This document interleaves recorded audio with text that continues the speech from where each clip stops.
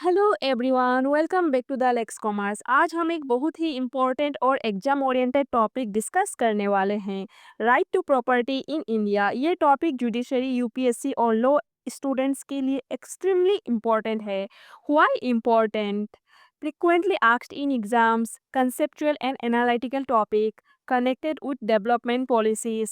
ये टॉपिक सिर्फ थ्योरी नहीं है बल्कि प्रैक्टिकल इम्पोर्टेंस भी रखता है। गवर्नमेंट जब लैंड एक्वायर करती है हाईवेज, रेलवेज या डेवलपमेंट प्रोजेक्ट्स के लिए, वही राइट टू प्रॉपर्टी का कंसेप्ट अप्लाई होता है। Introduction. Article 300 A governs right to property, not a fundamental right, it is a legal right.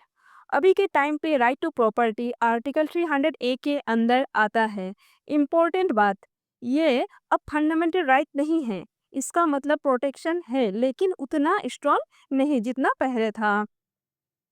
Core principle, no person shall be deprived of his property except by authority of law. इसका simple मतलब, कोई भी authority बिना law के किसी की property नहीं ले सकती। मतलब गवर्नमेंट को भी प्रॉपर लीगल प्रोसीड्यूर फॉलो करना पड़ेगा। Real life example, highways construction, metro projects, land acquisition.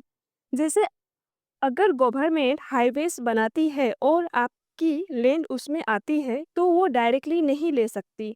उसके लिए लीगल प्रोसेस फॉलो करना जरूरी है। Historical position, initially fundamental right, part 3 of constitution. जब कॉन्स्टिट्यूशन बना था तब राइट टू प्रॉपर्टी एक फंडामेंटल राइट था, इसलिए इसका प्रोटेक्शन बहुत स्ट्रॉन्ग था। 3 layer protection, article 19 clause 1 sub clause F, article 31 close 1, article 31 close 2। Earlier इस राइट को 3 लेवल पे प्रोटेक्शन मिलता था। ये एक पावरफुल राइट था जो इजीली वायलेट नहीं हो सकता था। Article 19 clause 1 sub clause F, right to acquire property, right to hold property, right to dispose property. Citizens को फुल फ्रीडम थी प्रॉपर्टी लेने, रखने और बेचने की, लेकिन हाँ, रीजनेबल रेस्ट्रिक्शन अलाउड थी। Article 31 sub clause 1, protection from arbitrary deprivation. State बिना रीजन की प्रॉपर्टी नहीं ले सकती थी। ये एक सेफगार्ड था सिटीजन्स के लिए। Article 31 close 2, compensation compulsory. अगर स्टेट प्रॉपर्टी लेती थी तो कंपनसेशन देना कंपलसरी था। ये एक बहुत स्ट्रॉन्ग प्रोटेक्शन था। Problems faced, land reforms difficult, welfare schemes affected, development slowed. Problem ये थी कि गवर्नमेंट को डेवलपमेंट के लिए लैंड एक्वायर करना मुश्किल हो रहा था। हर बार लीगल चैलेंजेस हो जाता था। 44th amendment 1978 removed fundamental right status, inserted article 300A। 1978 में 44th अमेंडमेंट के थ्रू राइट टू प्रॉपर्टी को फंडामेंटल राइट से हटा दिया गया। Reasons for change, social justice, economic reforms, public welfare. Government का फोकस शिफ्ट हुआ इंडिविजुअल राइट से पब्लिक वेलफेयर की तरफ। Present position, article 300A legal right not fundamental right. आज के टाइम पे ये सिर्फ एक लीगल राइट है और इसलिए इसका प्रोटेक्शन लिमिटेड है। Enforcement difference, earlier direct supreme court under article 32, now high court under 226। अब आप डायरेक्टली सुप्रीम कोर्ट नहीं जा सकते, हाई कोर्ट जाना पड़ेगा। Requirements for acquisition, legal authority, proper procedure, not arbitrary. State को लॉ के थ्रू ही प्रॉपर्टी एक्वायर करनी होगी और वो भी फेयर तरीके से। Limitations on state, can not act arbitrarily, must follow law, subject to judicial review. State powerful है लेकिन अनलिमिटेड नहीं है, कोर्ट्स उसके एक्शंस को चेक करता है। Doctrine of eminent domain, state can acquire private property for public purpose. ये ये डॉक्ट्राइन बोलता है कि स्टेट को राइट है प्राइवेट प्रॉपर्टी लेने का, लेकिन सिर्फ पब्लिक पर्पस के लिए। Conditions, public purpose, authority of law, compensation.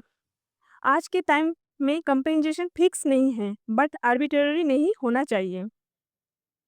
Meaning, without consent for welfare of society, मतलब बिना ओनर के कंसेंट के भी प्रॉपर्टी ली जा सकती है अगर पब्लिक इंटरेस्ट हो। ओरिजिन इंग्लैंड, इस डॉक्ट्राइन का ओरिजिन इंग्लैंड से हुआ है। इसका मतलब है public welfare is supreme law. Important cases, KT plantation case, court ने बोला कि कंपेंसेशन आर्बिट्रेरी नहीं होना चाहिए। जीलू भाई नन भाई केस, कोर्ट ने क्लैरिफाई किया कि आर्टिकल 300 ए एक कॉन्स्टिट्यूशनल राइट है, फंडामेंटल राइट नहीं। Summary, earlier strong right, now limited right, state power increased, overall right weekend हुआ है और स्टेट स्ट्रॉन्ग हुआ है। Conclusion, balanced needed development versus rights. आज का सिस्टम एक बैलेंस क्रिएट करता है इंडिविजुअल राइट्स और डेवलपमेंट के बीच।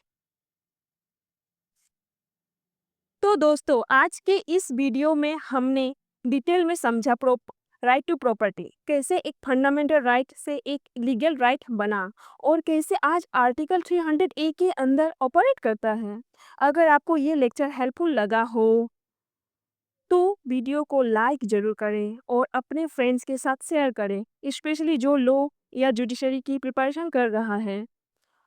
और अगर आप ऐसे ही डिटेल और एग्जाम ओरिएंटेड कंटेंट चाहते हैं तो द लेक्स कॉमर्स चैनल को सब्सक्राइब करना बिल्कुल मत भूलना। आप कमेंट करके बताइए नेक्स्ट कौन सा टॉपिक चाहते हैं, मैं डेफिनेटली उस पर वीडियो बनाऊंगी। मिलते हैं नेक्स्ट वीडियो में, तब तक के लिए keep learning, keep growing. Thank you for watching.